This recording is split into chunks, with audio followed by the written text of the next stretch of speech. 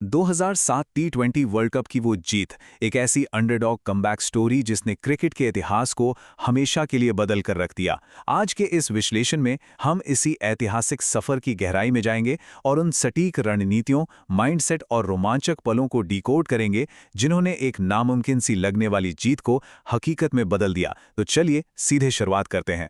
सोचने वाली बात है कि जिस टीम को हर किसी ने पूरी तरह से नकार दिया था, जिसके पास कोई खास अनुभव नहीं था, उसने महज 5 महीनों के अंदर इतनी बड़ी राष्ट्रीय निराशा को एक ऐतिहासिक वर्ल्ड कप जीत में कैसे बदल दिया।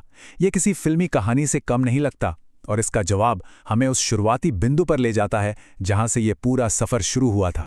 भाग 1, a team at rock bottom. मार्च 2007 का वो दर्दनाक दौर जब भारतीय टीम वनडे वर्ल्ड कप के पहले ही राउंड से बाहर हो गई थी। क्रिकेट फैंस गुस्से में थे, आलोचनाओं का दौर चरम पर था। और फिर ठीक 5 महीने के इस भारी विरोध और उथल-पुथल के बाद सितंबर 2007 में साउथ अफ्रीका में पहले टी20 वर्ल्ड कप का आगाज होता है। एक बिल्कुल नया फॉर्मेट और टीम के पास संभलने के लिए वक्त एकदम ना के बराबर। भाग 2, द यंग फियरलेस स्क्वाड। इस निराशा के बीच एक बहुत बड़ा बदलाव देखने को मिला। एक तरफ हमारे दिग्गज थे, सचिन तेंदुलकर, राहुल द्रविड़ और सौरव गांगुली, जिन्होंने युवाओं को मौका देने के लिए इस नए फॉर्मेट से हटने का एक साहसिक फैसला किया। और दूसरी तरफ था नया खून। टीम की कमांड सौंपी गई महज 26 साल के MS धोनी को, और पूरी टीम की औसत उम्र थी सिर्फ 23 साल। रोहित शर्मा जैसे खिलाड़ी तो अपना डेब्यू ही कर रहे थे। मतलब एकदम नई और अनटेस्टेड टीम मैदान में थी। इस नई टीम का माइंडसेट कैसा था, इसे युवराज सिंह के कोट से बखूबी समझा जा सकता है। हमारे पास खोने के लिए कुछ नहीं था, इसलिए हमें अग्रेसिव होकर खेलना था। बिल्कुल सही बात है, जब आपसे कोई उम्मीद ही ना कर रहा हो तो हारने का सारा दबाव खत्म हो जाता है। और यही बेखौफ सोच इस युवा टीम का सबसे बड़ा ब्रह्मास्त्र बन गई। भाग 3, the epic bowl out twist. इस निडरता का पहला बड़ा और असली टेस्ट हुआ डरबन में, और वो भी कट्टर प्रतिद्वंदी पाकिस्तान के सामने। मैच इतना रोंगटे खड़े करने वाला था कि रोमांचक रन चेस के बाद आखिरी गेंद पर जाकर वो टाई हो गया।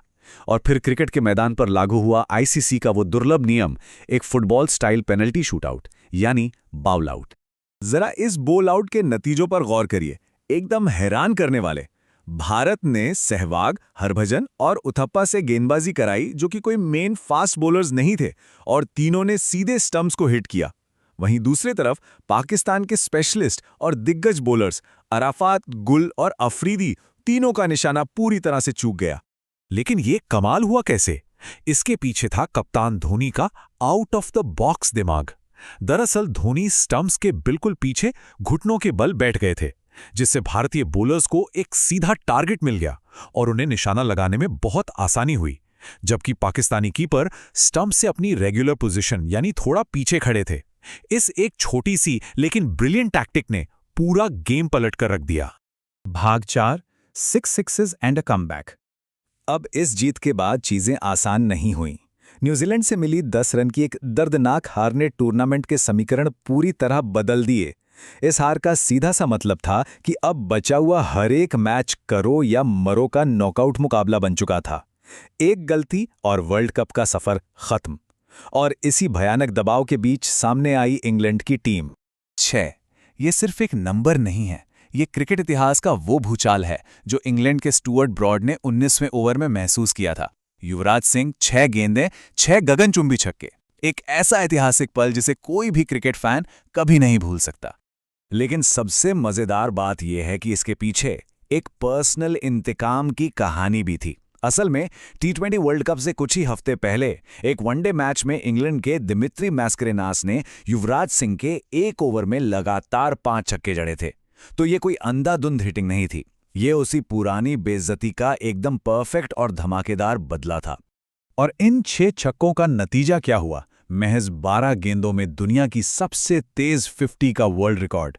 इस तूफानी पारी के दम पर भारत ने 218 रनों का पहाड़ खड़ा कर दिया, जो आज भी एक रिकॉर्ड है, और इंग्लैंड को टूर्नामेंट से बाहर का रास्ता दिखा दिया।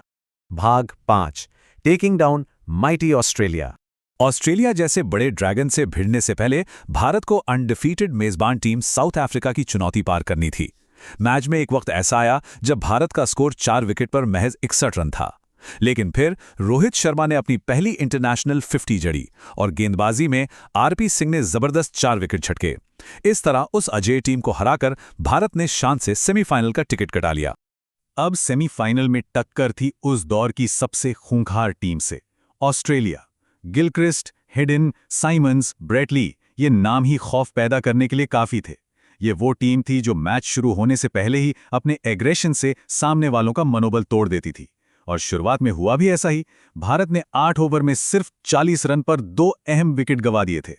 लेकिन फिर मैदान पर आया विंटेज युवराज सिंह का तूफान। बिना किसी खौफ के उन्होंने ऑस्ट्रेलियन गेंदबाजों की धज्जियां उड़ा दी।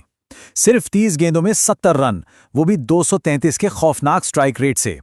युवराज की इस बेखौफ बैटिंग ने ऑस्ट्रेलियन पेस अटैक को पूरी तरह बेअसर कर दिया और भारत ने 188 रन का एक बहुत ही मजबूत टारगेट सेट कर दिया। मैच जीतने के बाद कप्तान धोनी ने एक बहुत ही कमाल की बात कही थी। अगर हम बिना किसी डर के खेलें और एक दूसरे को सपोर्ट करें तो हम और भी मैच जीतेंगे।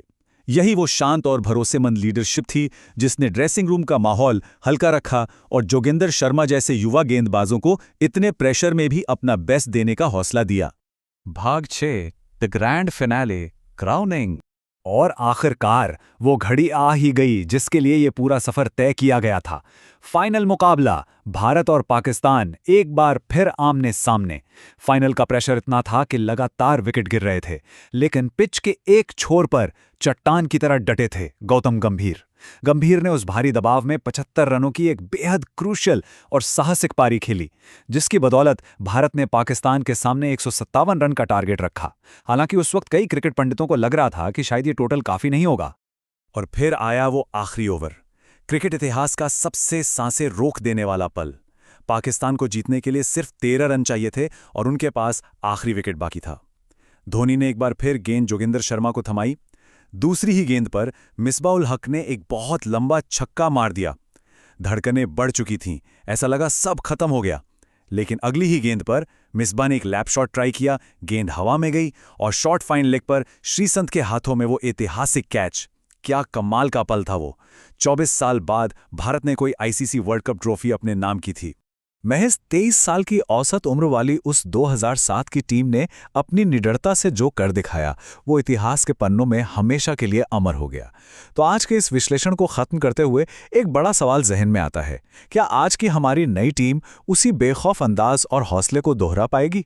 इस पूरी जर्नी से एक बात तो एकदम साफ है कि जब निडर होकर खेला जाए और खोने का डर ना हो तो कोई भी मुकाम हासिल किया जा सकता है। आज के इस विश्लेषण में साथ जुड़ने के लिए बहुत बहुत शुक्रिया।